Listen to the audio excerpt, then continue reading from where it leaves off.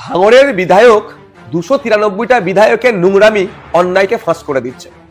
একজন বিধায়ক হয়েও মানুষের কথা কিভাবে বিধানসভার মধ্যে বিধানসভার বাইরে বলা যায় সেটা দেখিয়ে দিচ্ছে।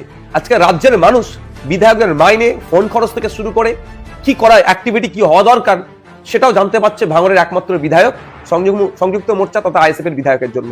তাই এক আইএসএফ এর বিধায়ক তৃণমূল কংগ্রেসের নোংরামি, বিজেপির সাম্প্রদায়িকতার বিরুদ্ধে যেভাবে লড়ে যাচ্ছে, তৃণমূল কংগ্রেস আর বিজেপি চিন্তিত হচ্ছে। ফলে ভাঙড়ের বিধায়ককে হারাতে হবে। তবে একটু আমি বলে রাখি, 2021 সালে আপনারা অনেক চেয়েছিলেন, পারেননি। 2026 সাল আসছে, সংযুক্ত মোর্চা 2026-এ যাতে তৈরি হয় তার জন্য আমরা চেষ্টা করছি।